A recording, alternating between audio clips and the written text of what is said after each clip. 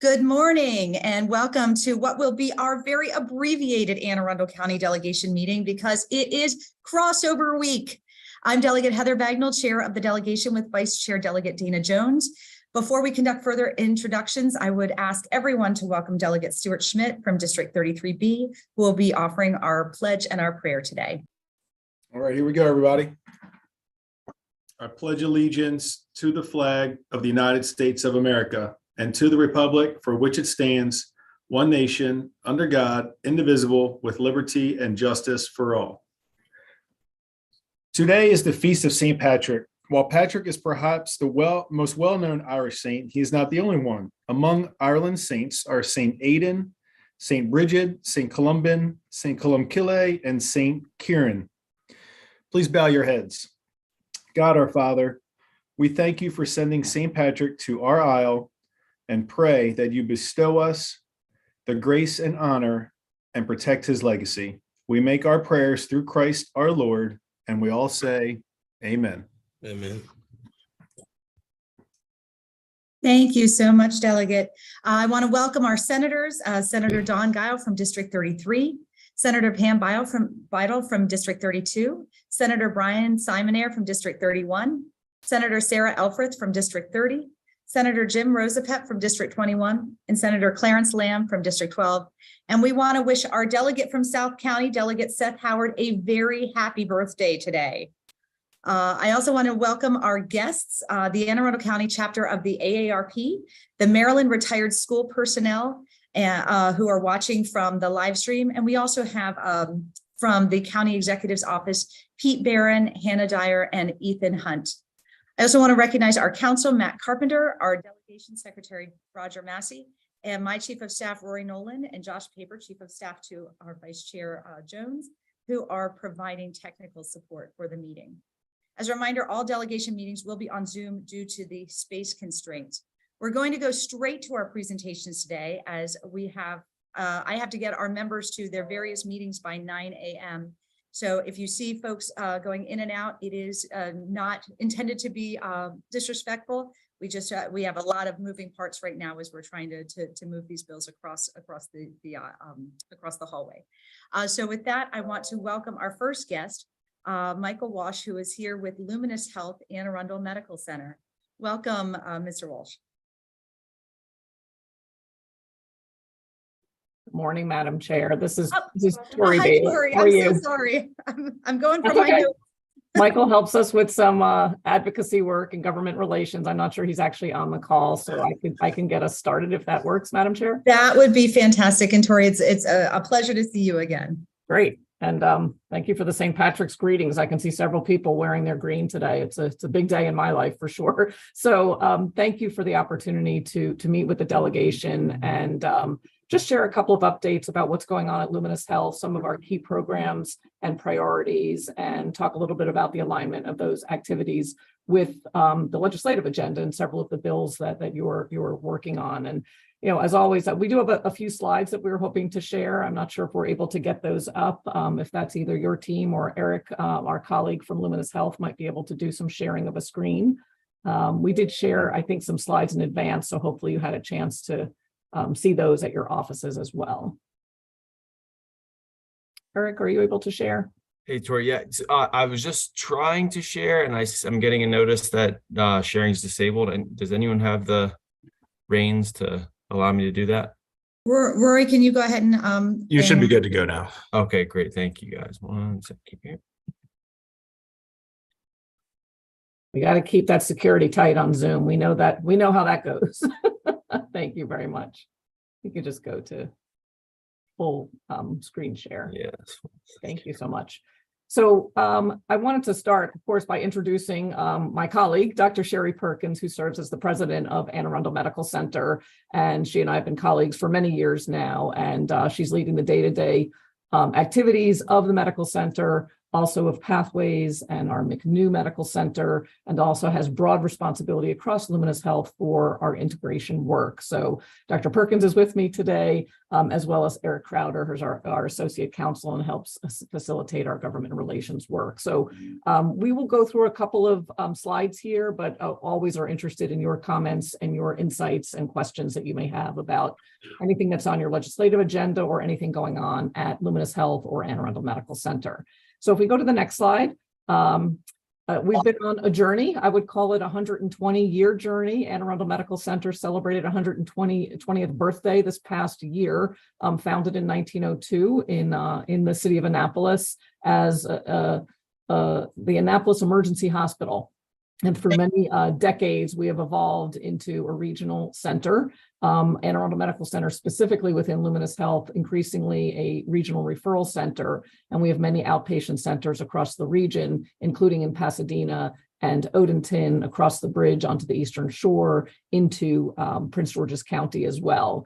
Anne Arundel Medical Center went through an RFP process back in 2019 when Doctors Community Hospital was seeking a partner, and we were ultimately selected to be the acquiring hospital, ultimately resulting in what we now call Luminous Health, which was a name change of Anne Arundel Health System. And in case there's any confusion, it is not an outside group. We did not sell the organization. None of us retired and left. We're all still here striving to meet the needs of our community. So again, a broad geography. And of course, we did open the J. Kent McNew Medical Center in the height of the pandemic, the early days of the pandemic, over on Riva Road on our Pathways campus. So continuing to grow and invest where it makes the most sense, where it meets community need, and is also aligned with the governor's health plan for Maryland. So if we go to the next slide.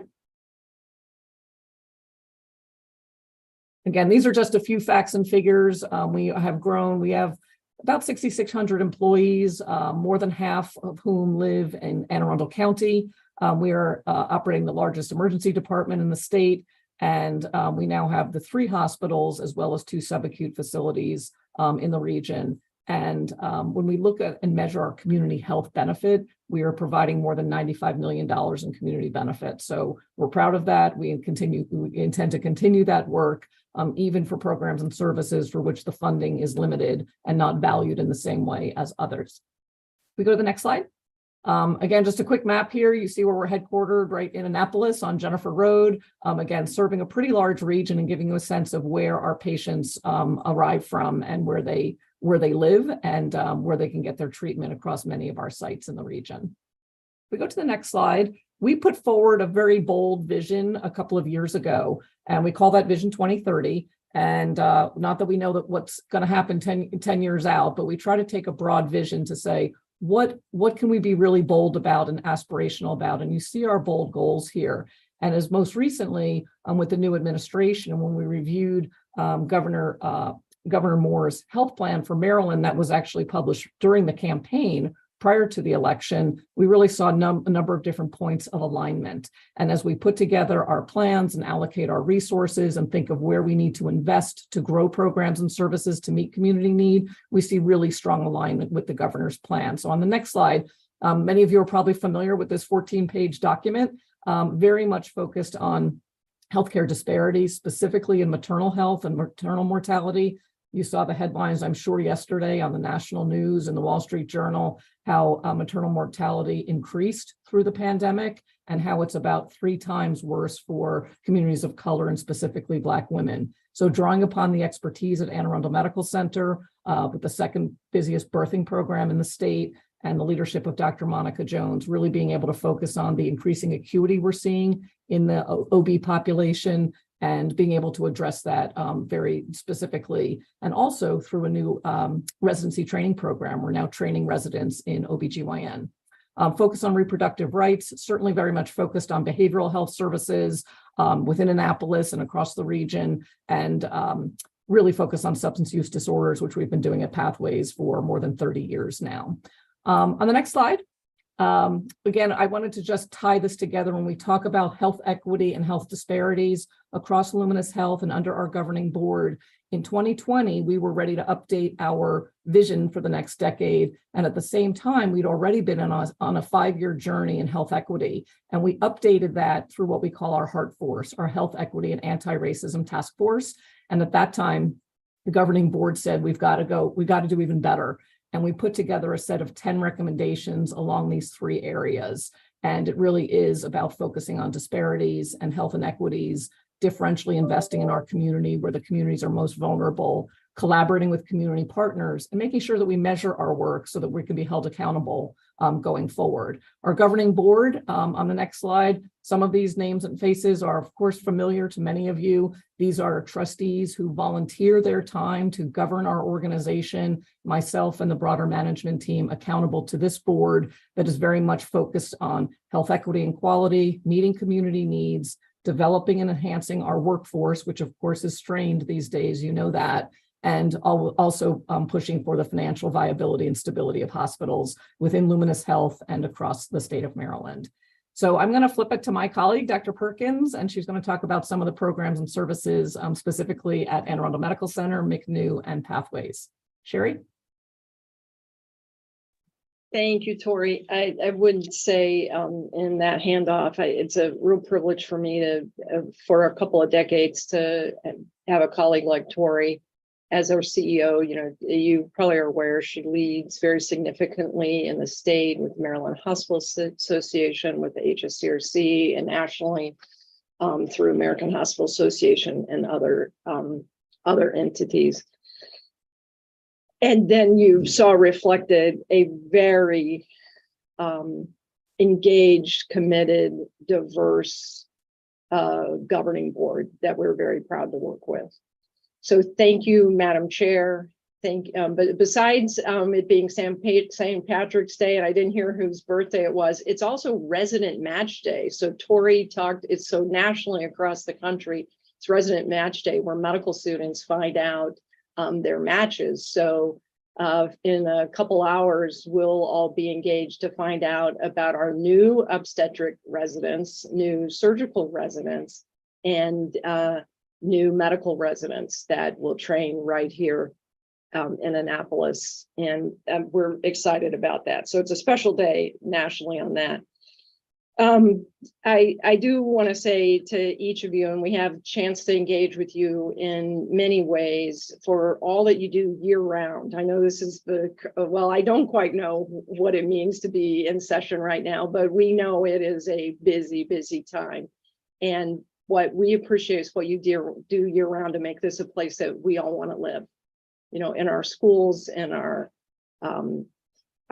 safety, in our recreation. We see you influence this all year round, and we really do appreciate it. Tori's given the big backdrop, and I want to zoom in here a bit on what at the Medical Parkway campus, Luminous Health Anne Arundel Medical Center, and about 2 miles away from where I'm sitting, which is what we call J.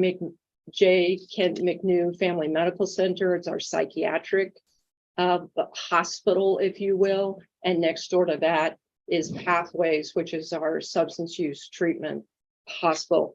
But Tori's already touched on it. The main takeaway that I would ask you to think about is the healthcare workforce and everything that we all do together to enhance the numbers, the retention, the training, and the safety of the healthcare workforce is the main thing. And the reason I frame it that way is we all speak about quality, we speak about access, we speak about reliability. The only path to that is this healthcare workforce. And by that, as you know, we mean everybody, our physicians, our physician's assistants, our medical assistants, our nurses, our technicians, our therapists, our housekeepers. I will mention, we within Luminous Health have hundreds of jobs open and available. And we have a strong minimum wage. And we, of all those jobs, 100 plus are nurses.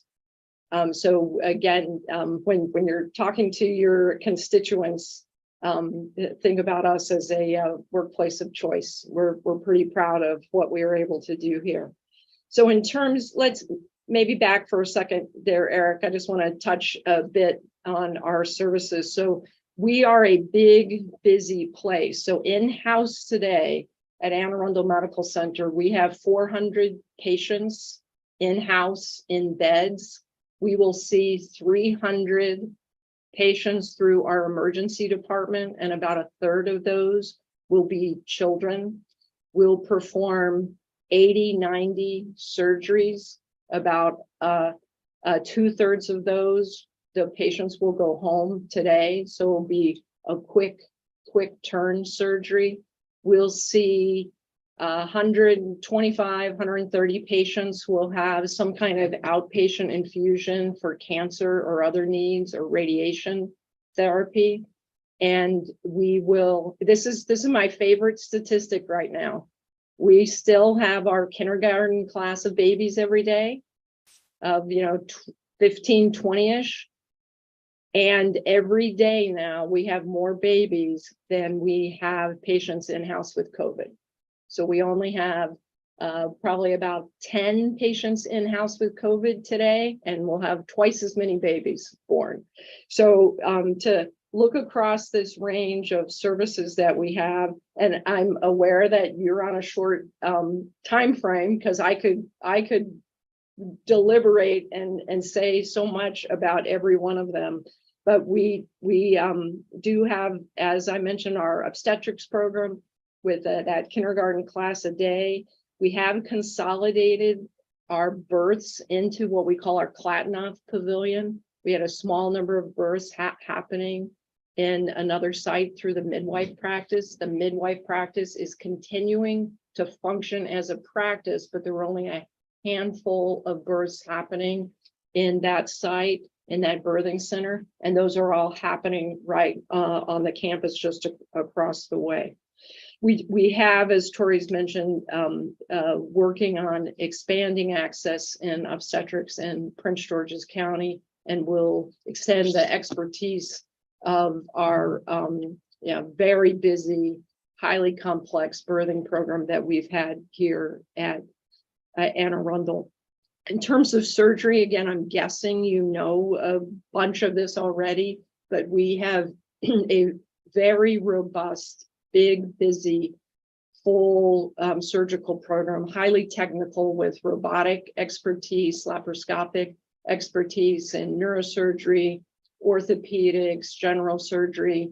And also through the pandemic, we opened our cardiac surgery program. We're very proud then. It relates then to the heart there in cardiac care. We offer the full continuum of cardiac services, from what you might need for heart attack care to a cath lab to fancy, what we call electrophysiology cardiac care right here on the campus and through our clinics. We do, and I know it's been an important issue, is we do provide access for pediatric dentistry on our campus here at Medical Parkway, and work with several credentialed pediatric dentists to provide that access. And we support the next body of work that we know is coming to enhance that. Tori's referenced it. We are the busiest emergency department in the state of Maryland, and we see about 100,000 visits a year. It is huge.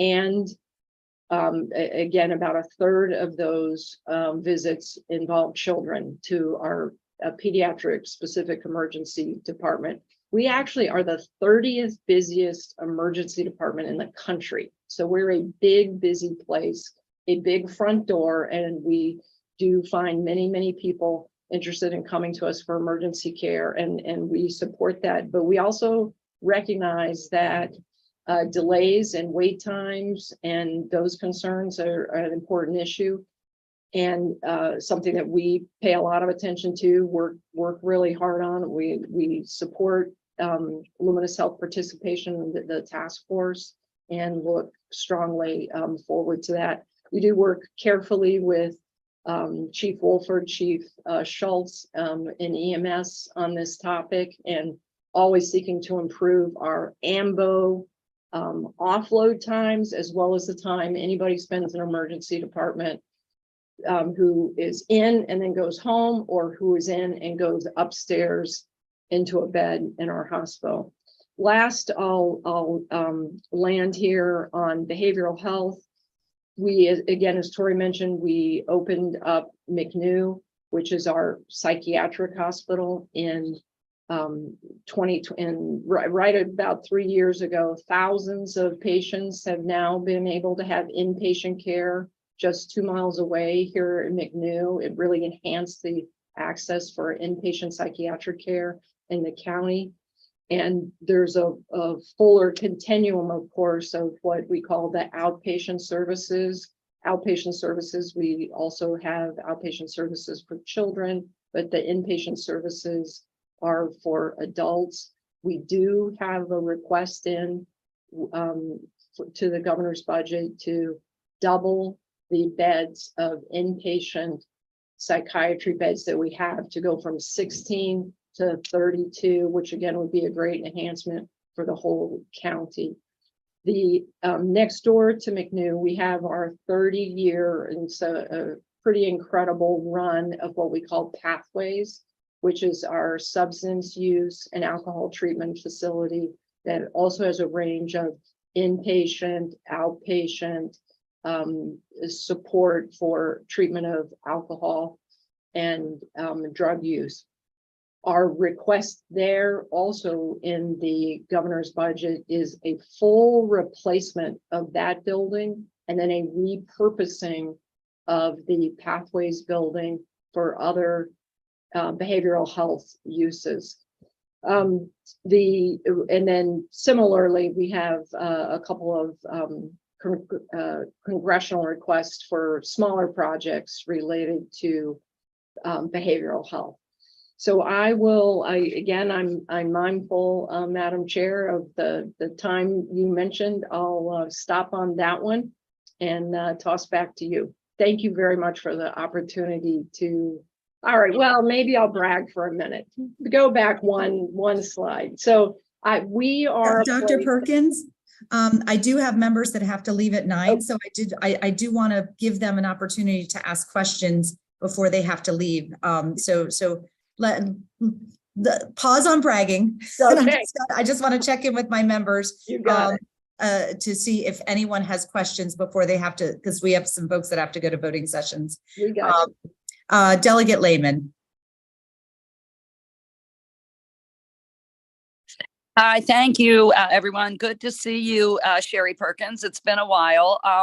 So yeah, actually, I do have questions about your adolescent behavioral health programs and services, and just wonder, I know this question probably has come up quite a bit in the past, and maybe we've talked about it, I'm not sure, but why it sounds like you don't have adolescent beds, and those are so hard to come by.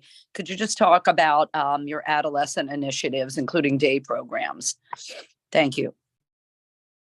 So we do have adolescent day programs through our program there on Riva Road, and access for those programs. But we have not made the move to adolescent inpatient beds, and it's it's certainly also a systemic issue, and some of the challenge there is managing the continued expertise to care for that number of children.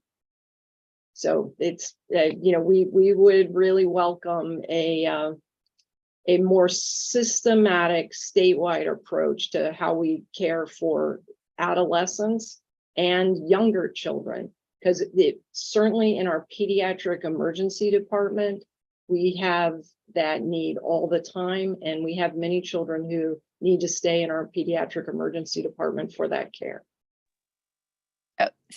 Thank you for that. And if you don't mind me asking a quick follow-up, where do those kids go then if they are determined, if they come through the ER and are determined to have mental health issues, where and need to be admitted, where do they go?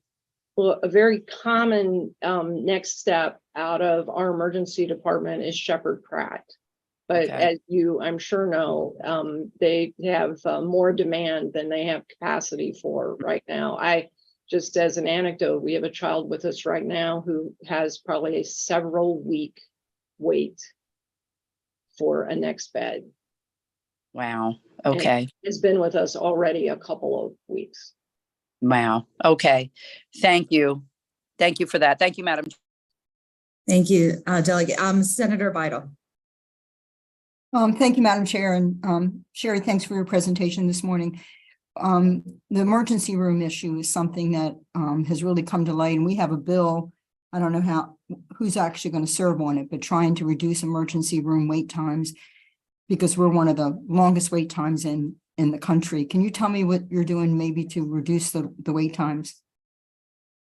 And just a quick procedural pause before you answer, because a couple of us have to step away for voting sessions, but the meeting will continue. So Delegate Rogers is going to take over in my stead.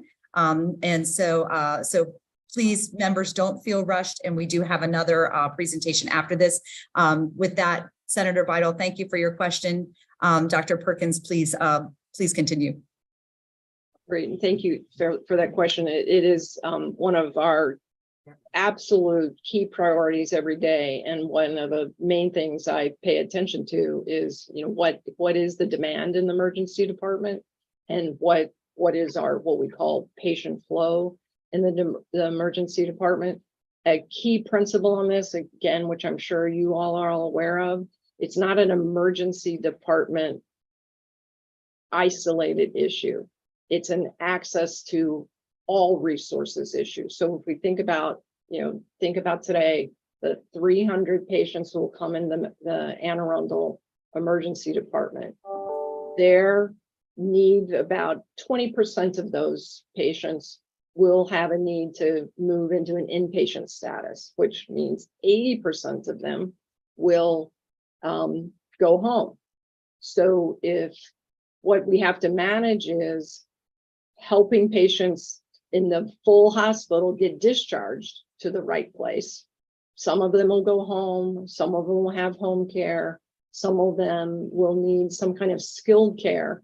And we have some limitations in those resources, which then, if you will, jam up the emergency department a bit. So it's a full continuum of ensuring that safe, appropriate care and capacity in the emergency department, and that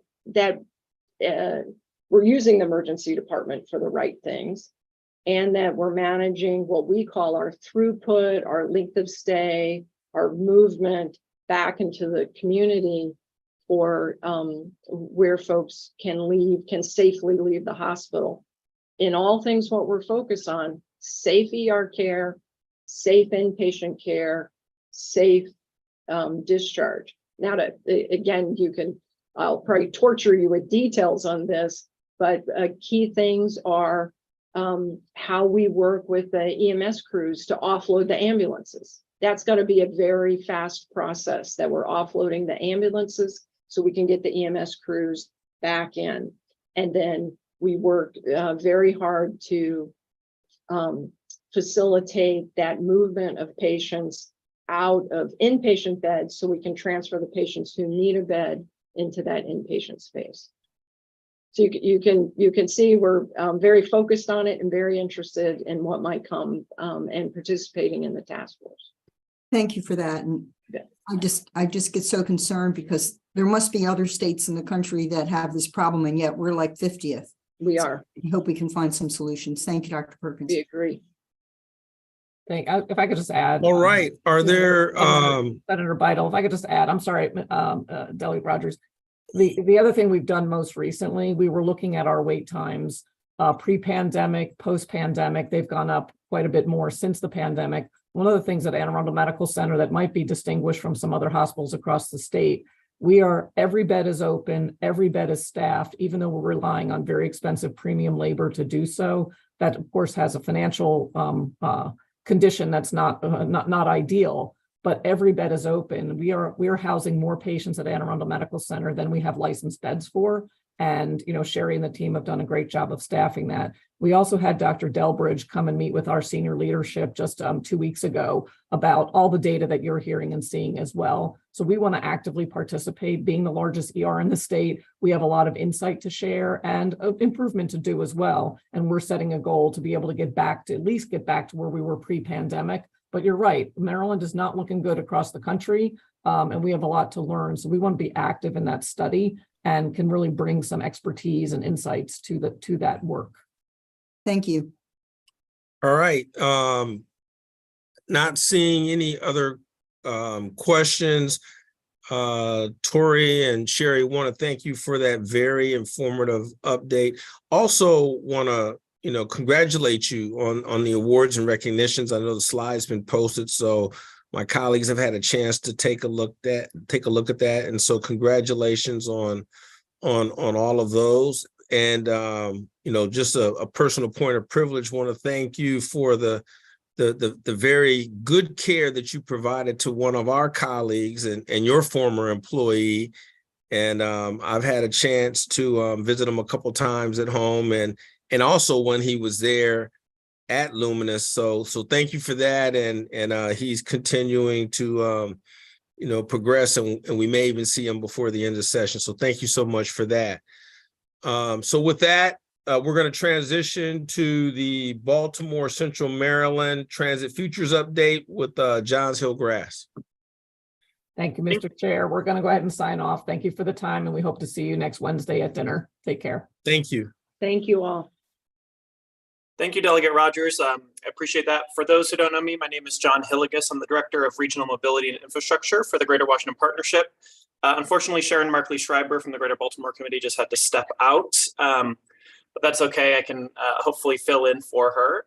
And Rory, if you could help me with sharing the screen. Oh, looks like I might have access. Perfect. Can everyone see my screen here? Yes. Let me make sure. And apologies for the mispronunciation of the name. Oh, no worries. No worries. Do you see my note slide or the full screen? We see the Baltimore's transit future, and then we see the 6 priorities of the campaign on a sub-slide. Okay, great. Well, thank you again. So today we are here to talk about Baltimore's Transit Future Coalition that the Greater Washington Partnership and the Greater Baltimore Committee have been working on since June. And so hopefully you've been hearing this kind of catchphrase, Baltimore Transit Future, and hopefully you've been seeing some of our business leaders and members testifying on behalf of specific bills this session. But we came together last June to create this coalition that is really organized around these 6 priorities of the campaign of how we can create a regional transit system that serves Baltimore, that serves Anne Arundel County, that serves Baltimore County, that serves Howard County and beyond, to really improve the transit system, because we know it is so many people around our region depend on the transit system to access work, to access school, to access healthcare. And we know our businesses depend on those employees and those customers as well.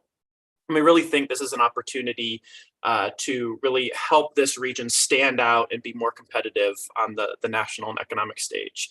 So we have, again, coalesced behind these 6 priorities. And I'm not going to go into detail on all of these here today and this morning, because I know we've only got less than 4 days until crossover. So I'm sure all of you are very busy. But I just want to reiterate kind of why the business community is trying to lean into this concept of that transit is important to the economy, because we really think investments in Baltimore's transit future can help energize the Maryland economy, can help promote inclusive and equitable growth around the region, and again help Greater Baltimore compete on the world stage, because we know that companies and talent around the world are looking for regions where they can move around and where there's that more equitable access to mobility. So here are some of the the members who have joined this coalition, who have really stepped up to say these 6 priorities and investing in transit is important to the future of this region and to the future of our economic health. So you can see we've got more than 65 businesses and institutions from around the region who have joined this coalition, everything from major employers to smaller groups. But we're really happy and energized by the amount of recognition for transit's importance. So I'm just going to dive here into the specifics. We took those 6 priorities and we identified 5 key bills this session that we think will help advance those priorities. So I know a lot of you are on the various committees that these work on. I think in the House, it's mostly the Appropriations, Environment, and Transportation. But the 5 bills are the Equitable and Inclusive Transit-Oriented Development Act, which was introduced by Delegate Jazz Lewis. The Fair Fares Bill that was introduced by Delegate Edelson. And then these 3 are kind of a combination that stem from the Baltimore Metropolitan Council's work group that met all last fall, is the Baltimore Regional Transit Commission Establishment Bill, the bill to study a Baltimore Regional Transit Authority, and the bill to study the Maryland Transportation Commission. And so again, these are 3 coming out of that BMC work group to think about how we can have more regional coordination, more regional buy-in into the planning of the transit system. So we're really excited that the Fair Fares Bill and the Baltimore Regional Transit Commission Establishment Bill have passed through the House. It seems like so ahead of crossover, so we're very excited about that. I'm pretty optimistic about the TOD bill. I think that will be on the floor maybe today or tomorrow. So we're excited that is likely going to make it through to crossover. And then we have the BRTA bill and the MTC bill, which we're still waiting to see if those will move this year. And I think both of those, if I can remember correctly, are in the Appropriations Committee. And hopefully we'll have a little bit of time for questions about each of these bills. And I see my colleague Michelle has joined, who's stepping in for Sharon from the Greater Baltimore Committee. And I'll let Michelle talk here in a moment, just to give kind of the Greater Baltimore Committee's perspective. But I just want to kind of close out with, these are the 5 bills that we've thought about for the General Assembly session.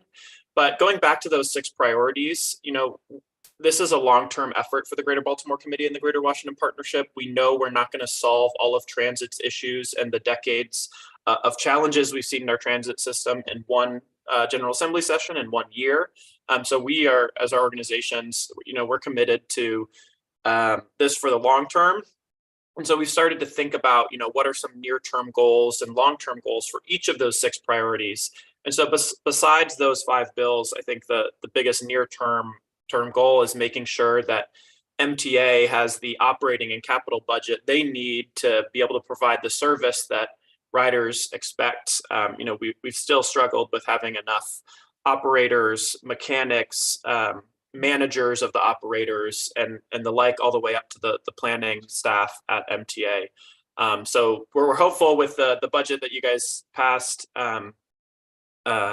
that we're going to be seeing some improvements there so that the region can really start to see the benefits of what transit investment can do and hopefully start to create a better regional mobility system around the region.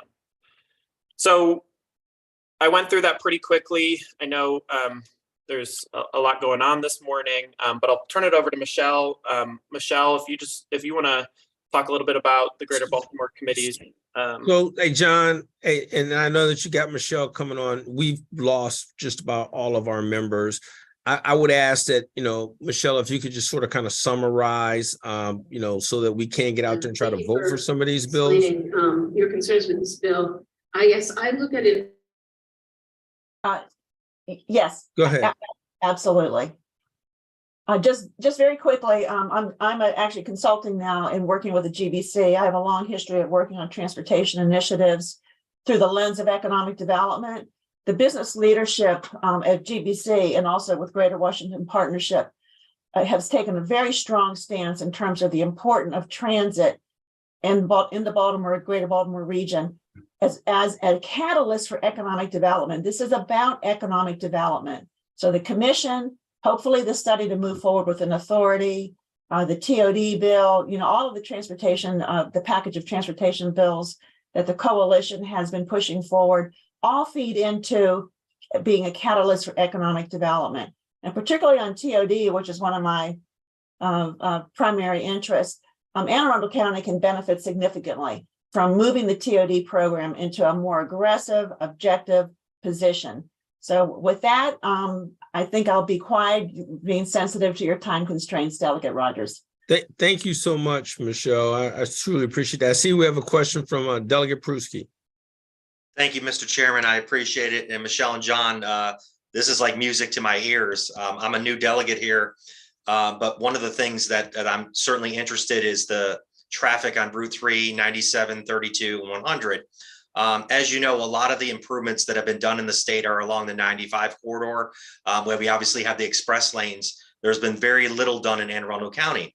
And one of the challenges that I've heard is that because we are between the Greater Baltimore Committee and the Greater Washington Partnership, and sometimes nobody knows who to go to. So the fact that we're trying to work together, I appreciate that. I would just like to ask you though, on your comments though, I don't know if you know this, again, I'm gonna give a shout out to my colleague, Delegate Mike Rogers, because he represents Fort Meade, but it happens to be the largest employer in the state of Maryland. And people drive through my district and they actually come from other areas.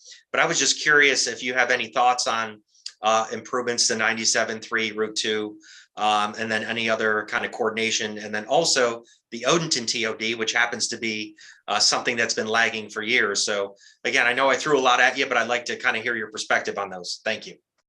Well, I believe that I also right now consulting with MEDCO, Maryland Economic Development Corporation, and I know that the head of MEDCO has talked with Stuart Pittman, County Executive Pittman, about Odenton and moving forward with that project. So the county executive is certainly behind it, and MEDCO could play a strong role in helping to finance that garage. With respect to some of the corridors you mentioned, I'm not sure about 97, but one of the things that we put into the TOD bill, excuse me, and has remained in is to consider bus corridors as TOD, that it's not just about rail stations. If there is a bus corridor with a dedicated bus lane within a certain length, that they can be considered TOD, and that would bring additional benefits to the economic development challenges of some of the bus corridors we have in the region. Certainly Route 2, Route 1, in Howard County, Route 40 in Baltimore County. So that I haven't quite answered all of your questions, but I think that there is a recognition that some of these corridors, particularly bus corridors that are served by bus but not rail, are looked at as stepchilds, to rail-based transit. Hopefully that'll change with the new legislation. And the only thing I'll add about Fort Meade in particular, because that's a great question, Delegate Pruski. It's been a focus of the partnership. This is going to take a multimodal approach. We can't just have a transit solution. We can't just have a roadway solution. We need to have both. Part of the Baltimore Transit Future Focus does focus on the MARC system. And because right now, for people who work at Fort Meade right now, the service and the frequency on the MARC system does not make it a really viable option. And then once you get to Odenton, you still have to figure out how to get to Fort Meade. So we need kind of that multimodal solution. So it's not just the people who have no other option who are choosing to go to Odenton and then trek over to Fort Meade, but that it's a viable competitive option so we can get some of those road users onto the transit system. And hopefully relieve some of the congestion that we see around the region. Thank you both for answering that. All right, thank you. So John, Michelle, thank you so much for that presentation. If there are additional questions that come from members, we'll make sure that we forward those to you. I would just mention to members that next week we'll have Skip Auld from the county library and ARC Maryland presenting. And so with that, we're going to go ahead and conclude today's meeting. Thank you all for joining for as long as you could, and we look forward to seeing everybody on the floor. Thank you so much. Thank you for the opportunity. Thank you. Thank you.